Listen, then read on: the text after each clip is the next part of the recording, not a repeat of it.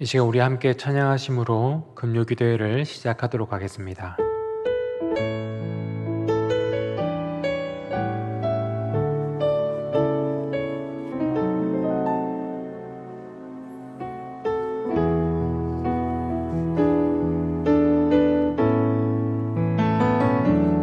우물가의 여인처럼 난 구했네.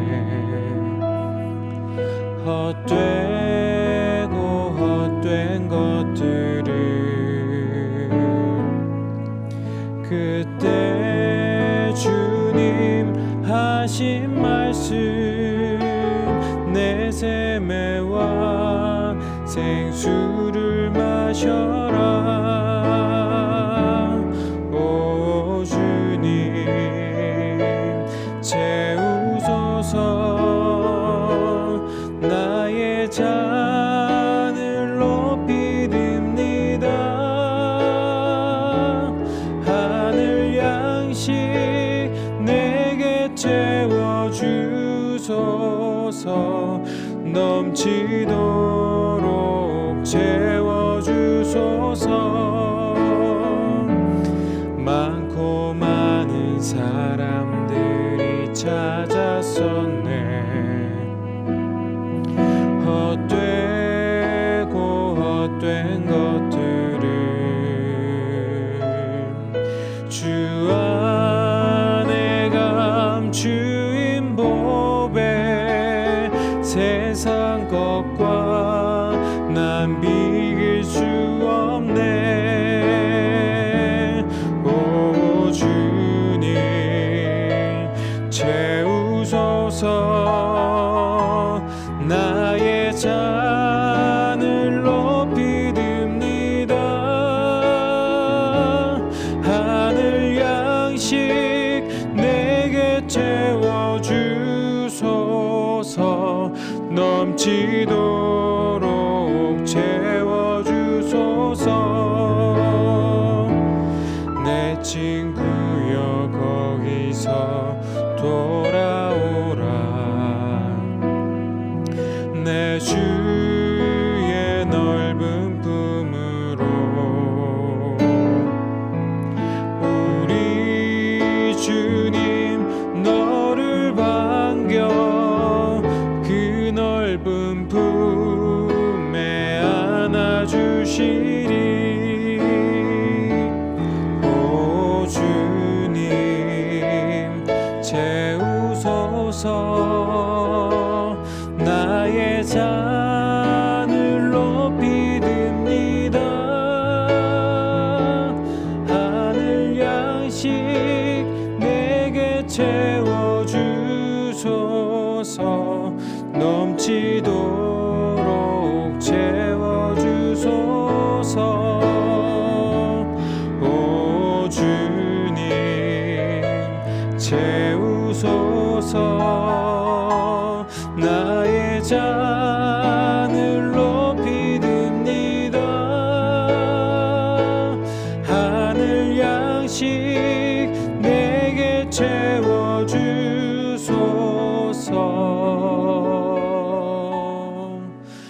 넘치도록 채워주소서.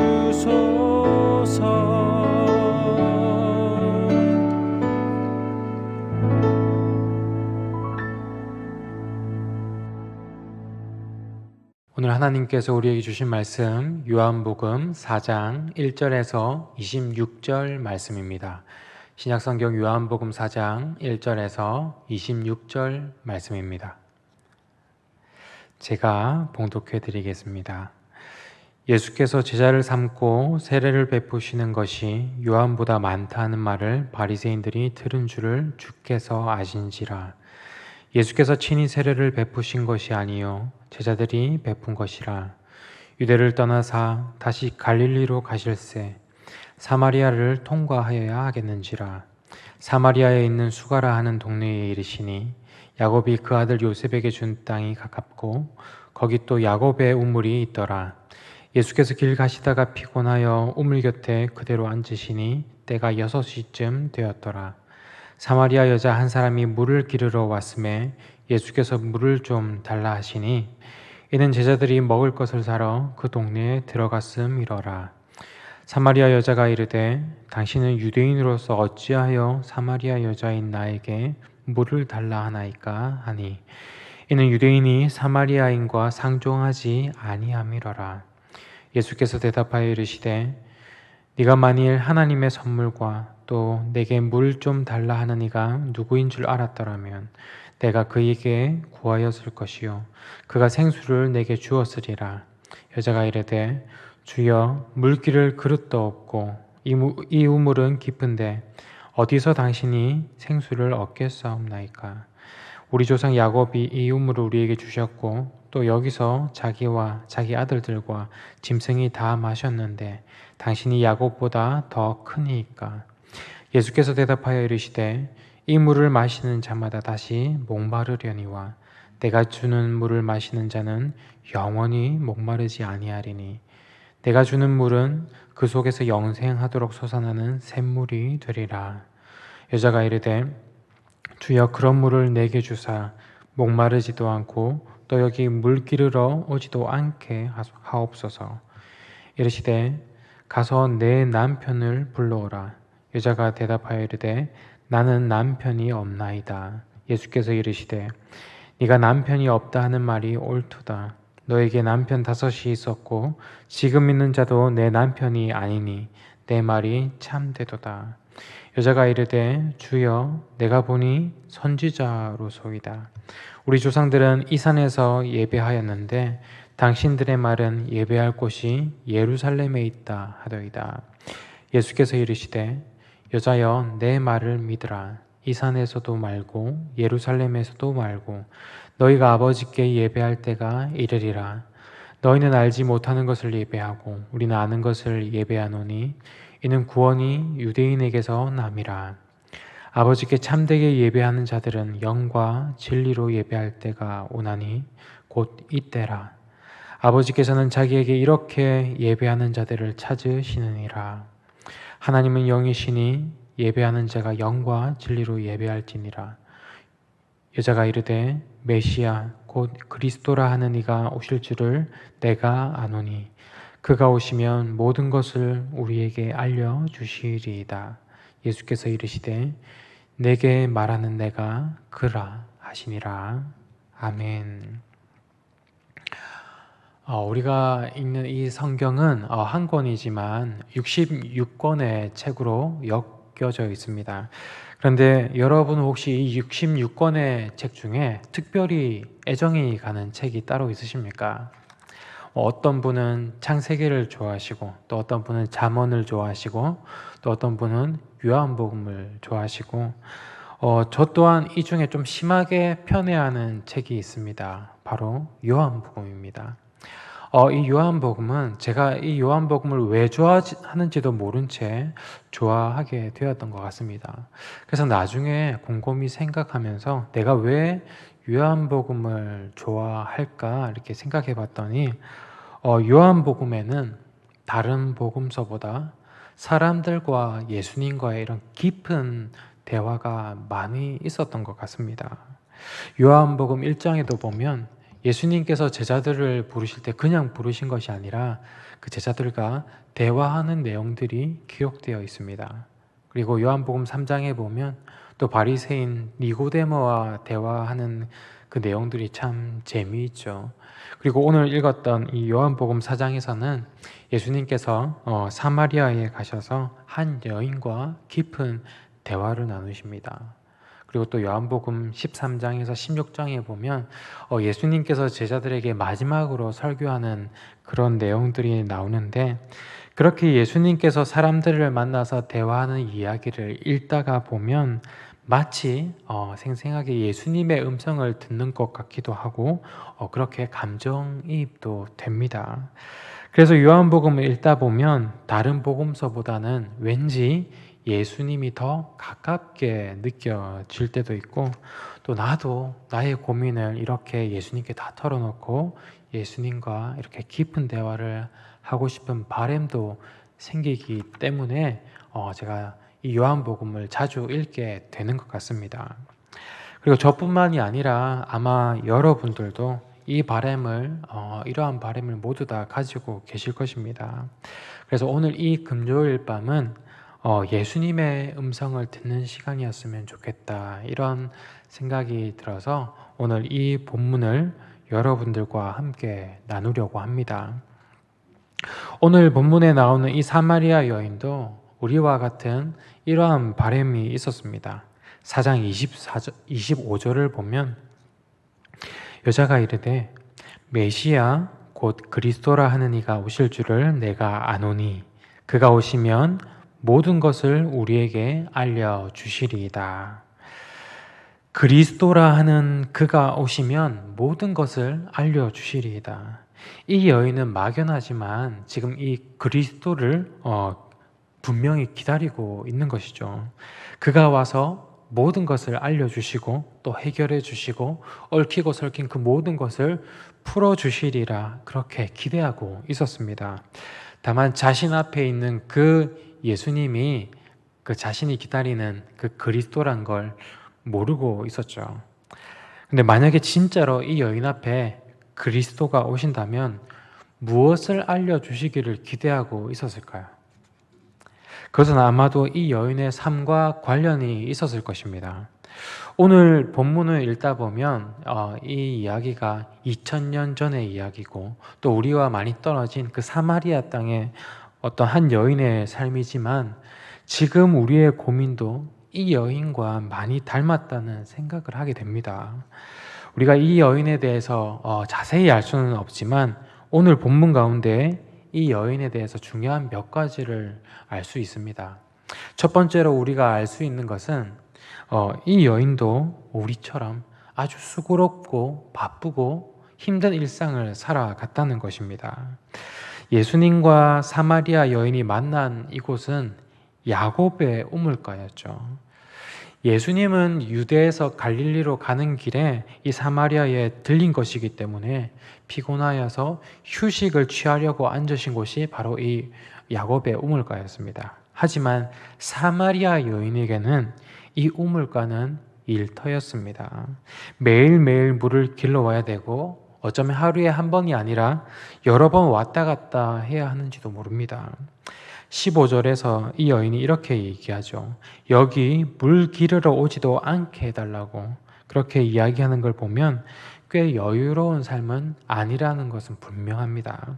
오늘날 우리처럼 힘들고 수고로운 삶을 살아가고 있는 것이죠. 그리고 지금 이 장면을 상징적으로 바라본다면 사마리아 여인의 일터이자 또 자기가 자랑스럽게 여기는 이 야곱의 우물과 또 예수님께서 주려고 하시는 이 영생의 물의 대조적인 만남을 이렇게 그리고 있습니다.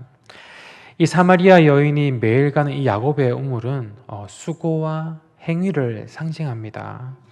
야곱의 수고를 통해서 우물을 팠고 또 자신의 수고를 통해서 물을 길러 가야지 그렇게 갈증을 해소하고 생명을 유지하는 것입니다. 반면에 예수님은 존재를 상징합니다. 예수님의 존재 자체가 영혼의 갈증을 해소시키는 그런 생수인 것이죠. 이렇게 야곱의 우물가에 생명의 물이신 예수님께서 나타나셨다는 이 대조적인 구도 자체가 사마리아 여인의 삶에는 야곱의 우물이 상징하는 수고로 가득 차 있다는 것을 암시해 주고 있습니다. 매일의 수고로 하루하루 살아가는 이 사마리아 여인에게 어느 날 예수님께서 찾아오셔서 물을 좀 달라고 하십니다. 그런데 예수님께서 그 여인에게 주기 원하시는 것은 무엇이었습니까? 예수님의 존재를 통해 얻어지는 그 영원한 생수였습니다. 10절의 말씀을 보면 네가 만일 하나님의 선물과 또 너에게 물 좀 달라는 이가 누구인 줄 알았더라면 네가 그에게 구하였을 것이요 그가 생수를 너에게 주었으리라. 그런데 그 여인은 예수님의 그 영원한 생수를 알지 못했죠. 그래서 예수님의 그 말씀을 자신의 경험 안에서 판단합니다. 11절에 11절과 12절에 보면 주여 물기를 그릇도 없고 이 우물은 깊은데 어디서 당신이 생수를 얻겠사옵나이까. 우리 조상 야곱이 이 우물을 우리에게 주셨는데 당신이 야곱보다 더 크니까, 이렇게 이야기하고 있습니다. 이것은 우리의 부족함을 경제 논리로 이해하려고 하는 우리의 모습과 참 비슷합니다. 우리 조상이 물려준 재산과 그 터전 위에서 우리가 열심히 바쁘게 수고하며 살아야 우리의 부족함이 채워진다는 생각입니다. 그래야 행복해질 수 있다고 생각합니다. 무엇이든지 우리는 경제 논리로 설명되어야 되고 또 결론이 나야 됩니다. 당신에게 물기를 그릇이 있습니까? 우물이 이렇게 깊은데 어떻게 물을 뜨겠습니까? 당신이 야곱보다 크십니까? 당신에게는 어떤 재능이 있습니까? 어떤 스펙이 있습니까? 어떻게 돈을 벌 것입니까? 당신은 얼마나 위대하십니까? 보여주십시오. 이 세상에서 우리는 나의 생산력으로 나의 존재가 평가되어집니다. 하지만 예수님께서는 이렇게 대답하십니다. 13절에 이 물을 마시는 자마다 다시 목마르려니와 내가 주는 물을 마시는 자는 영원히 목마르지 아니하리니 내가 주는 물은 그 속에서 영생하도록 솟아나는 샘물이 되리라. 이 예수님의 말씀은 예수님이 주시는 이 영원한 샘물을 마시면 더 이상 돈을 안 벌어도 되고 우리가 더 이상 수고하지 않아도 될 것이라는 그런 말씀이 아니었습니다. 우리가 항상 대입하고 적용하는 그런 경제 논리가 아니라 그것과 다른 하나님 나라의 원리에 우리가 눈을 뜨게 되고 그것에 의해서 살아가게 될 거라는 것입니다. 그 하나님 나라의 원리는 야곱의 우물에 매일 물을 길러가는 수고로 이루어지는 것이 아니라 바로 하나님의 은혜로 이루어지는 원리입니다. 그리고 그 은혜로 우리는 살아가게 되는 것이죠. 하지만 사마리아 여인은 또 알아듣지 못합니다. 15절에 보면 주여 그런 물을 내게 주사 목마르지도 않고 또 여기 물 기르러 오지도 않게 하소서. 여전히 경제 논리로 이야기합니다. 예수님께서 주시는 은혜가 고작 다시 수고하지 않아도 되는 그런 축복으로 밖에 보이지 않는 것입니다. 분명히 이 여인이 기다리던 그리스도를 만나고 있고 대화를 하고 있지만 그 여인은 그분을 아직 알지 못하고 있는 것입니다. 그리고 두 번째로 우리가 이 사마리아 여인에 대해서 알 수 있는 것은 이 여인이 자신의 공허함을 위해서, 부족함을 위해서 끊임없이 외부로부터 무엇인가를 계속 채우며 살아간다는 것입니다. 이 여인은 항상 자신이 의지할 대상을 찾아다녔습니다. 그러다 한 남자를 만났죠. 그 남자에게 자신의 마음도 주고 자신의 모든 것을 다 바쳤습니다. 그런데 그 사람은 자신을 다 받아줄 만큼 완벽하지 않았던 것이죠.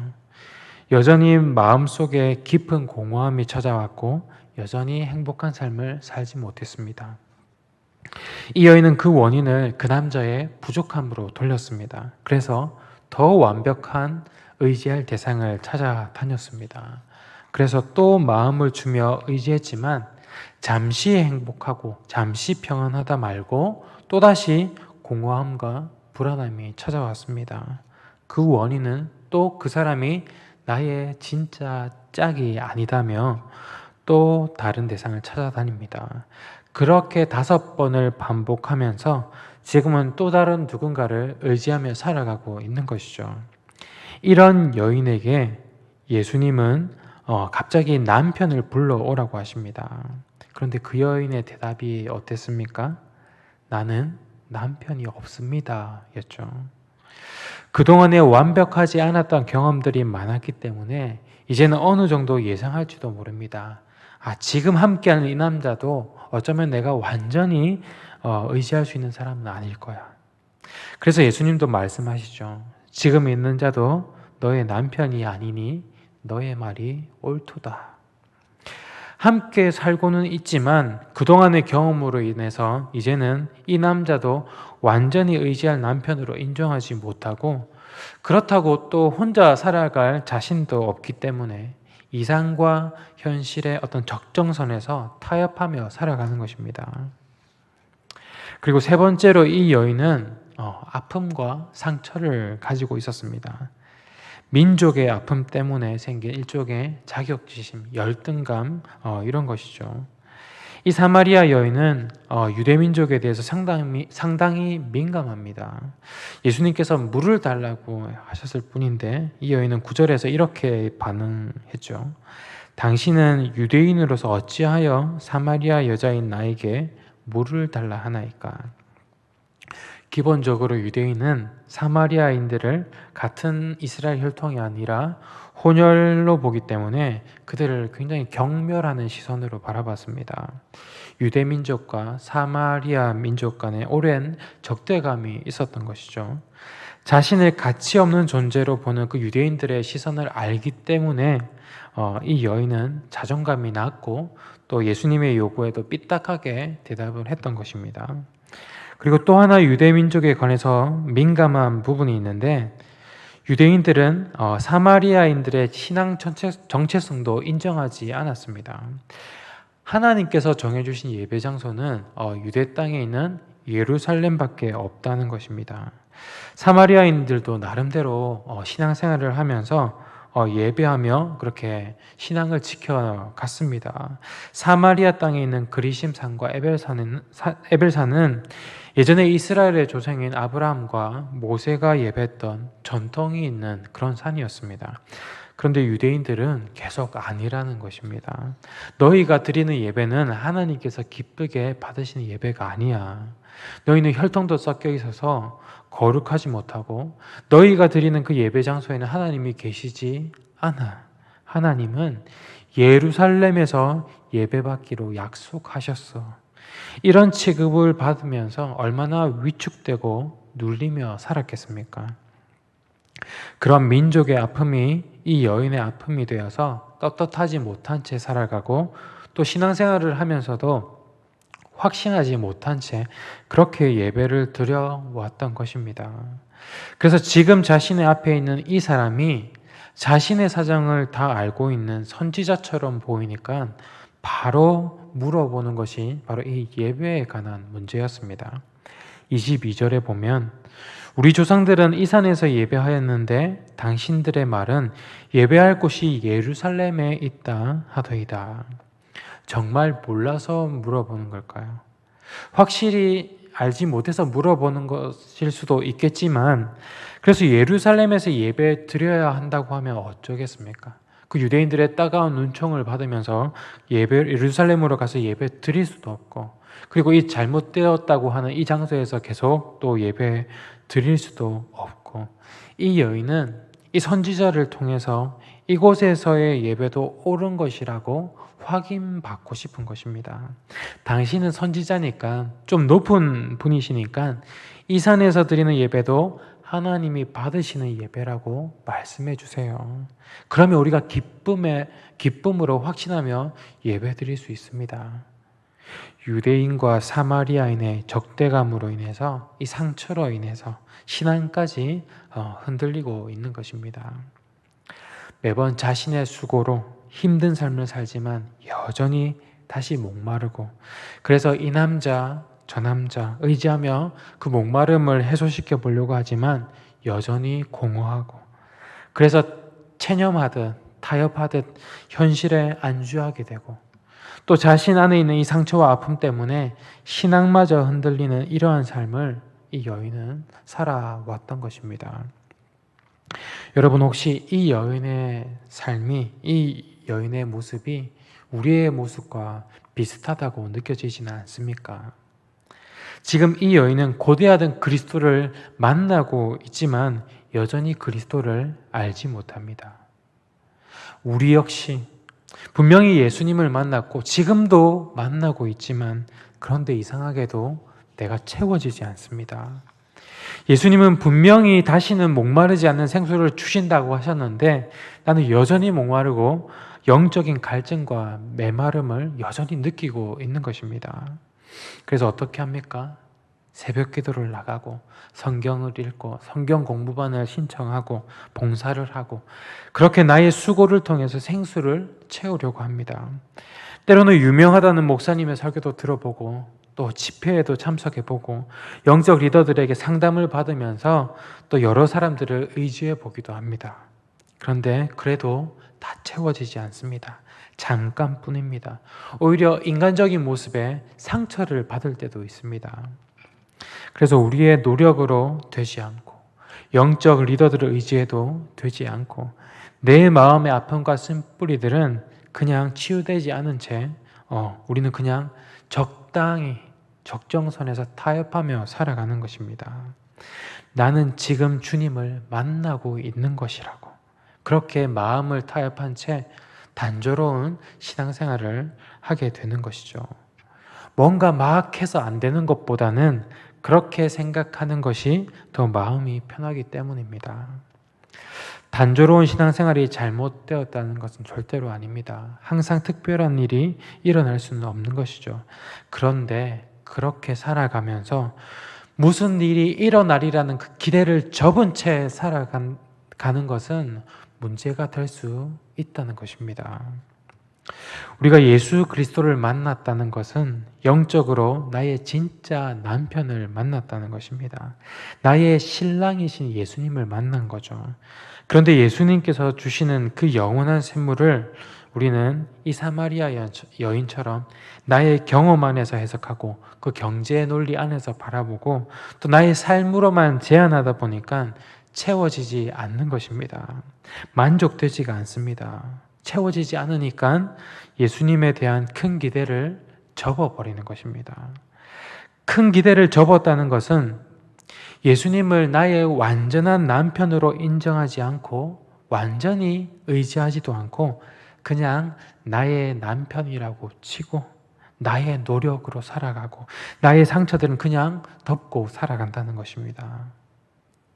이런 우리에게 예수님께서는 이렇게 말씀하십니다. 지금 있는 자도 너의 남편이 아니구나.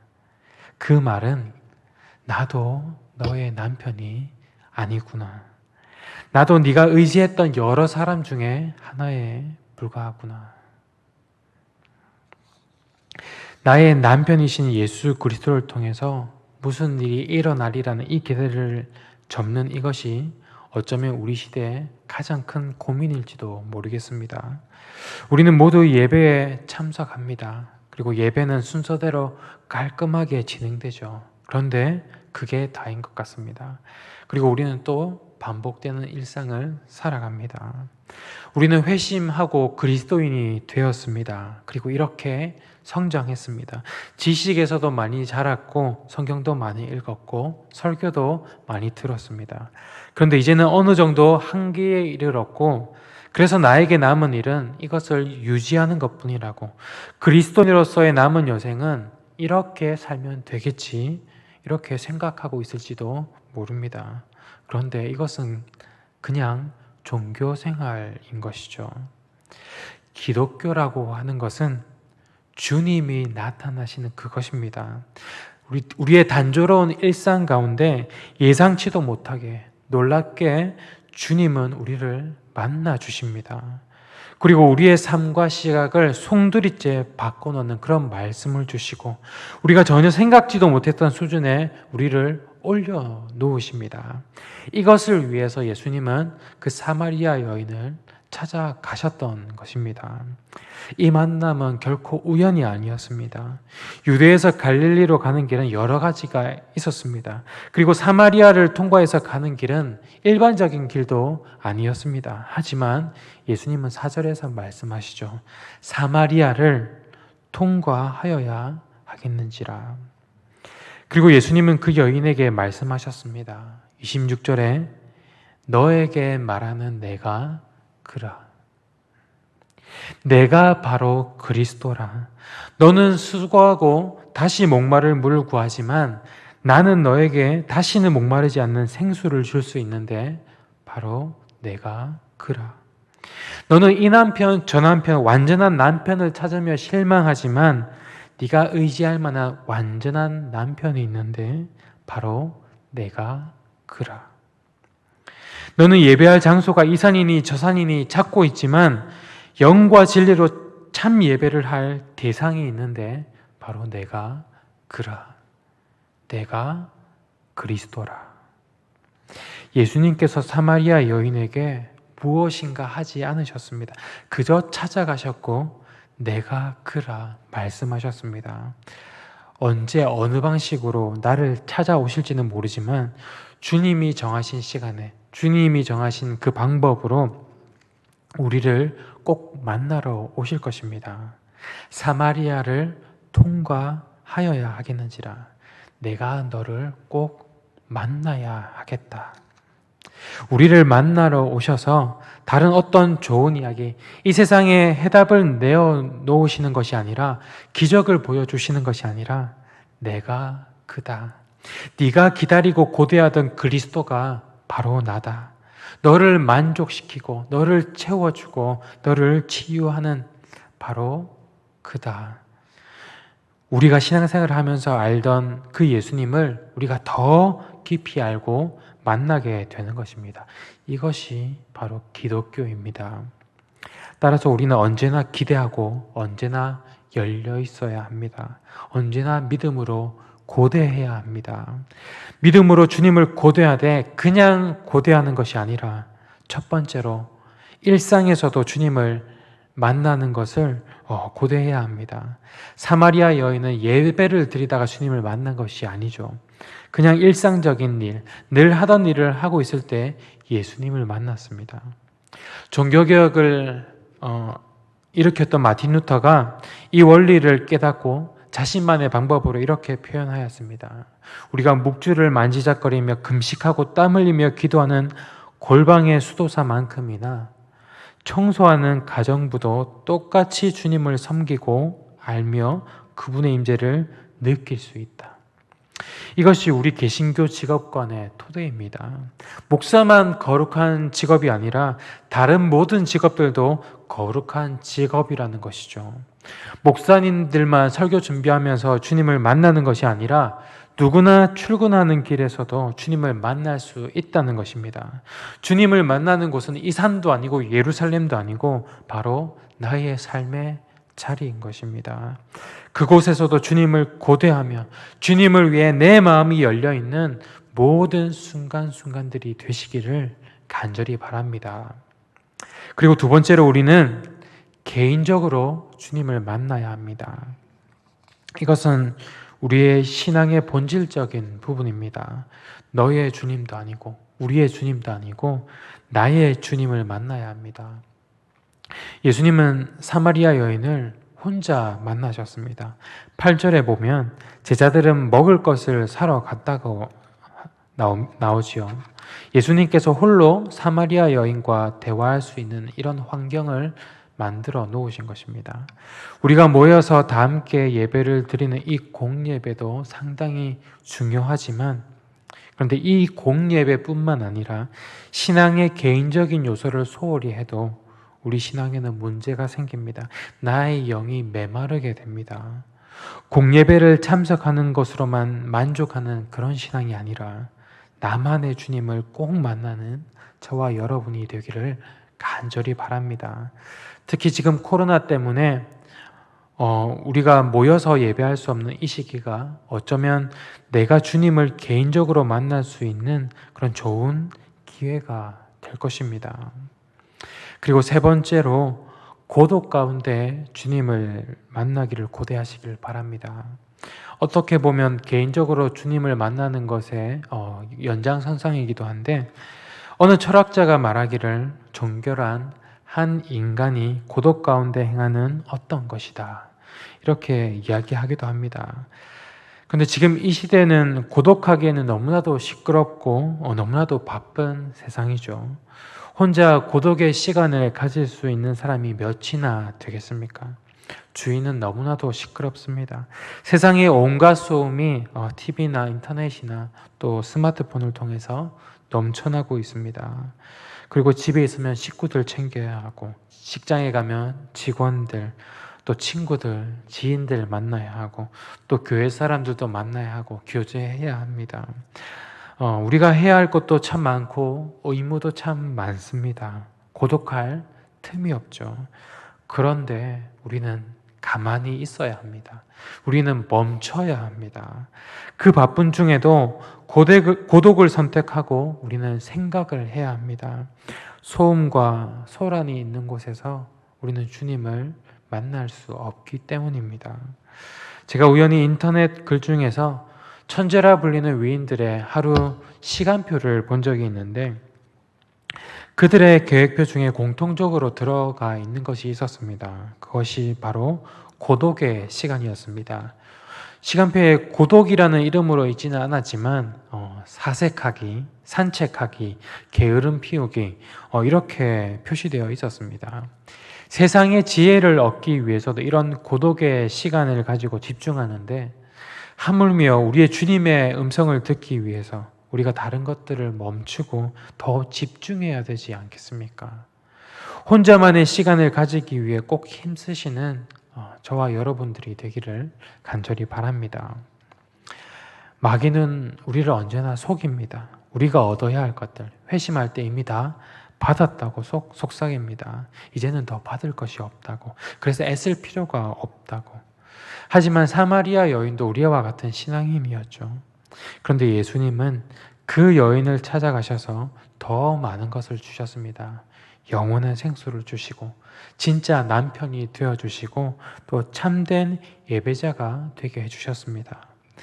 예수님께서 그 어느 때에 어느 방법으로 오실지는 모르겠지만 저와 여러분 한 명 한 명 분명히 찾아오셔서 우리의 삶을 또 한 번 흔들어 주실 것입니다. 지금 코로나로 인해서 많은 것들이 멈추어져 있고 또 많은 것들이 변화되고 있는 지금이 어쩌면 우리 주님께서 우리를 흔들고 계신 걸지도 모르겠습니다. 지금 이 순간 우리가 걱정만 하지 말고 그냥 주저앉아 있지만 말고 지금 이 시기에 우리가 할 수 있는 것들, 우리가 해야 하는 것들을 해 나갔으면 좋겠습니다. 나의 삶의 자리에서 그리고 나의 개인적인 시간에 또 주님만 바라보는 나의 고독 속에서 이 사마리아 여인과 주님의 이 만남을 고대하면서 그렇게 살아가는 저와 여러분들이 되기를 간절히 바랍니다. 우리 시간 함께 기도했으면 좋겠습니다. 이 시간 기도하실 때 오늘 예수님께서 말씀하신 그 말씀을 다시 한번 깊게 묵상해 봤으면 좋겠습니다. 예수님께서는 오늘 우리에게 이렇게 말씀하십니다. 내가 그라. 너의 수고를 통해서 너의 갈증을 해소하는 것이 아니라 영원히 목마르지 않을 샘물을 주는 존재, 내가 그라. 자신의 공허함을 위해서 자신을 의지하고 또 다른 누군가를 의지하고 그러면서 항상 실망하지만 네가 온전히 의지할 수 있는 영원한 남편이 있는데 내가 그라. 그리고 네 안의 상처, 낮은 자존감, 열등감, 분노, 그런 모습에도 불구하고 장소에 상관없이 상황에 상관없이 너의 상태에 상관없이 너의 예배를 온전히 받기 원하는 존재가 있는데 내가 그라. 이 예수님의 말씀에 반응하며 이 시간 우리가 고백했으면 좋겠습니다. 주님 주시는 그 영원한 샘물을 나의 경험으로 체험하며 살아왔던 나의 모습을 용서해 주십시오. 나를 의지하고 다른 일을 의지하면서 주님을 온전히 의지하지 못한 것 용서해 주십시오. 또 나의 상처로 나의 열등감으로 주님께 온전히 나아가지 못하고 상황과 환경을 탓하며 진정으로 예배하지 못하였습니다. 주님 용서하여 주십시오. 이 시간 우리의 죄를 회개하며 고백하며 이 시간 함께 기도하겠습니다.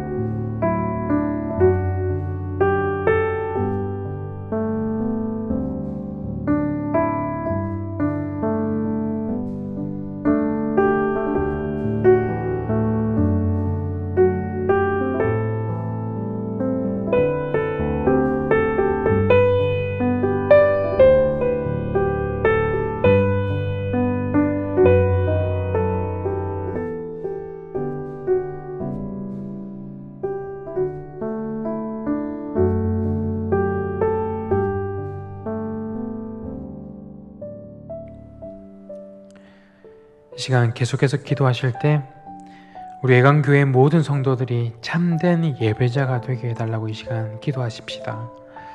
예수님께서는 오늘 말씀하십니다. 예배하는 자는 이 산에서도 말고 저 산에서도 말고 영과 진리로 예배하는 자가 참된 예배자라고 말씀하십니다.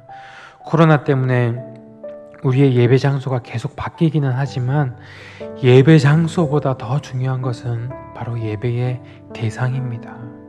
하나님, 우리 애광교회의 모든 성도들이 어느 곳에서 예배하든지 영과 진리로 예배하는 참된 예배자가 되게 하여 주십시오.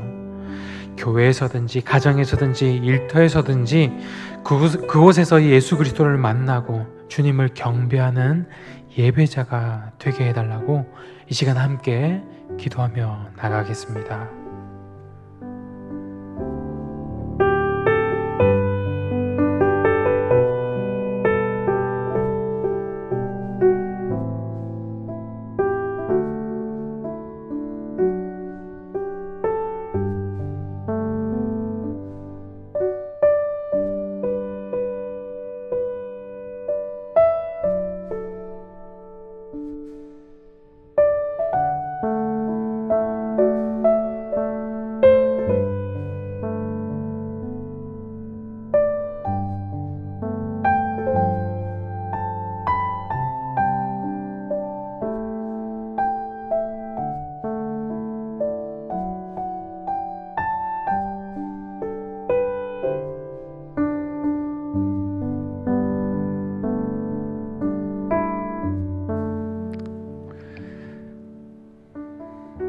나를 찾아오시고 내게 말씀하시는 주님, 우리가 주님의 그 음성에 갈급하고 주님께서 주시는 그 영원한 생수에 목이 마릅니다. 주님만을 나의 참 남편으로 삼지 않고 세상의 다른 것들을 의지하던 나의 어리석음이 주님을 향한 나의 기대마저 단념시켰음을 이 시간 고백합니다. 이 시간 다시 한번 주님을 찾기 원하고 내 영혼의 주인으로, 내가 의지할 남편으로 주님께 더 가까이 가기 원하오니 우리 각자의 처소에서 예배하며 기도하는 애강의 모든 성도들 가운데 이 시간 성령님 함께하여 주시옵소서. 우리 애강교회의 모든 성도들을 붙들어 주시고 한 영혼이라도 영적으로 낙오되지 않도록 성령님 지켜보호하여 주시옵소서. 모든 말씀 예수 그리스도 이름으로 기도드립니다. 아멘.